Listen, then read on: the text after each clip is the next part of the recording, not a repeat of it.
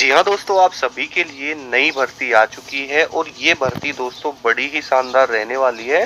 क्योंकि इस भर्ती की सबसे बड़ी जो खासियत है वो ये रहेगी कि इसमें आपको अपने ही जिले में नौकरी मिलेगी। जिले का मतलब है दोस्तों जहाँ पर भी अभी आप रहते हैं ना, सारे जहाँ पर आपका गाँव है या आप शहर में रहते हैं, तो उसी गाँव या शहर के पास में ही आपको नौकरी करनी है। यानी आपको ज़्यादा दूर जाने की ज़रूरत नहीं है और ये आपकी एक सरकारी ही नौकरी है, मैं आपको बता देता हूँ। और 45,000 पदों पर ये भर्ती आ चुकी है दोस्तों। अगर आप 10वीं पास हैं और आपकी उम्र यहाँ पर 18 से लगभग दोस्तों 40 के आसपास है, तो दोस्तों आप इस भर्ती में फॉर्म भर सकते हैं। अब देखिए यहाँ पर मैं आपको बताऊंगा कि अगर 10वीं में आपके भी इतने प्रतिशत है ना, तो आप ये फॉर्म जरूर भर लेना। क्योंकि ऐसी जो भर्ती है ना दोस्तों, सालों में कभी कभी निकलती है। और ये वाली भर्ती दोस्तों पूरे 11 साल के बाद में आई है। अब से पहले ये भर्ती 11 साल पहले आई थी और सीधे उसके बाद अब आई है। यानी इससे पहले कब आई थी ये वैकेंसी आपकी? लगभग 2000 लगभग 14 के आसपास आई थी। और अब ये वैकेंसी आपकी 2025 में आई है। महिला और पुरुष दोनों ही इस भर्ती में फॉर्म भर सकते हैं, पहली चीज है।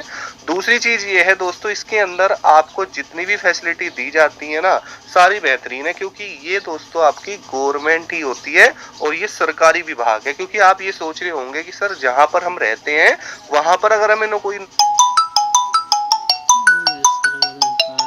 है तो किस तरह की नौकरी है, तो मैं आपको ये डाउट क्लियर कर देता हूँ। ये आपकी गवर्नमेंट जॉब है जो कि सरकारी विभाग के अंदर ही रहेगी। इसके अंदर सिलेक्शन लेना दोस्तों बड़ा ही आसान है। आप आसानी से इसमें सिलेक्शन ले सकते हैं। और 45,000 जो पद है ना, ये बड़े ही शानदार है ना। देखिए दोस्तों, आपको मैं चीज बता देता हूँ। बहुत सारे साथी मेरे पास कमेंट करते हैं कि सर मैं केवल 10वीं पास हूँ, उसके अलावा ना तो मेरे पास कोई क्वालिफिकेशन एक्स्ट्रा है, ना कोई टेक्निकल डिग्री है, ना कंप्यूटर की नॉलेज है, ना ही मुझे इंग्लिश आती है, तो क्या मुझे कोई सरकारी नौकरी नहीं मिल सकती? तो दोस्तों मैं आपको बता देता हूँ, केवल अगर आप 10वीं पास है ना, केवल 10वीं पास, तो आप इस फार्म को जरूर भर लेना। और इससे सरल और सटीक वैकेंसी मुझे नहीं लगता 10वीं पास वालों के लिए कोई दूसरी होगी। तो ये वीडियो आप सभी के लिए बहुत ज़्यादा इम्पोर्टेंट है। अगर आप बेरोजगार हैं, नौकरी की तलाश में हैं और अपने ही क्षेत्र में रहकर सरकारी नौकरी करना चाहते हैं ना, तो इससे अच्छी नौकरी नहीं हो सकती। मैं आपको ये चीज़ फिर से क्लियर कर देता हूँ कि जब आपका इसमें सिलेक्शन हो जाएगा, तो उसके बाद में आपको नौकरी अपने ही जिले में, अपने ही डिस्ट्रिक्ट में करनी है। तो दोस्तों वीडियो को पूरा देखना। आज की इस वीडियो में इस भर्ती की पूरी जानकारी मैं आपको देने वाला हूँ कि ये कौन सा विभाग है। अगर आपको इसमें सिलेक्शन चाहिए तो आपको किन चीज़ों का ध्यान रखना है, फॉर्म कौन सी वेबसाइट से भरा जाएगा, कौन कौन से डॉक्यूमेंट्स लगेंगे, एज लिमिट क्या रहेगी, यानी पूरी प्रक्रिया समझाऊंगा।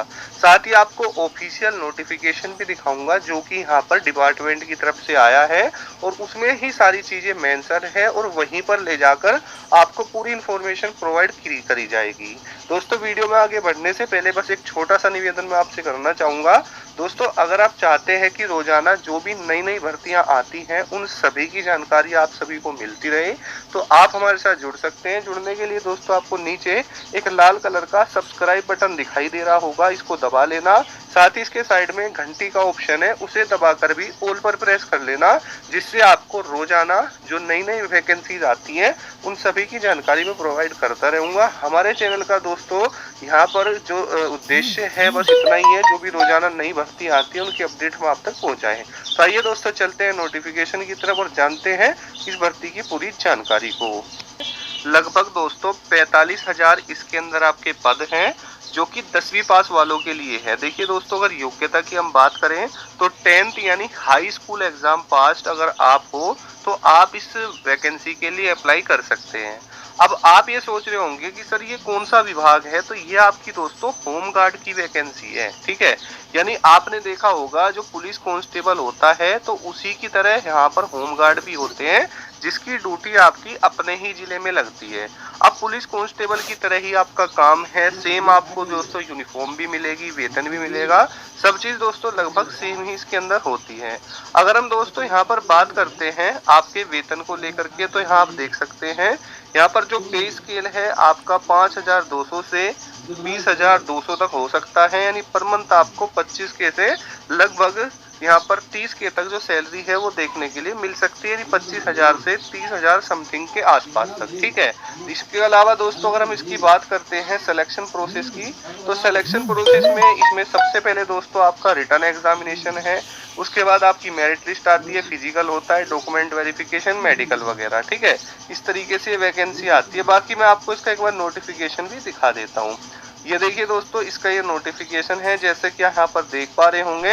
यहाँ पर आपको सारी डिटेल्स भी देखने के लिए मिल जाएगी। देखिए यहाँ पर लिखा भी हुआ है कि शैक्षिक योग्यता का निर्धारण है, यानी होमगार्ड स्वयं सेवा में इनरोलमेंट हेतु अभ्यर्थी की शैक्षिक योग्यता भारत में विधि द्वारा स्थापित बोर्ड द्वारा 10वीं कक्षा उत्तीर्ण या अथवा उत्तर प्रदेश सरकार द्वारा मान्यता प्राप्त उसके समक्ष अर्हता होनी चाहिए। अगर दोस्तों आप 10वीं पास आपने कर रखी है तो आप इसमें अप्लाई कर सकते हैं, यानी 33% अगर आपके हैं तो आप अप्लाई कर लेंगे। उसके अलावा दोस्तों अगर आपके पास एनसीसी का सर्टिफिकेट है, एक एनसीसी प्रमाण पत्र होता है, अगर आप सी प्रमाण पत्र धारक हैं तो आपको 3 अतिरिक्त मार्क्स मिलेंगे, या फिर दोस्तों अगर आपके पास बी है तो आपको 2 अतिरिक्त मार्क्स मिलते हैं। उसके अलावा अगर ए है तो 1 अतिरिक्त मार्क मिलता है। उसके अलावा अगर आपके पास भारत स्काउट एंड गाइड प्रमाण पत्र है तो 1 मार्क आपको दोस्तों उसका मिल जाएगा। ठीक है, तो ये हो जाता है।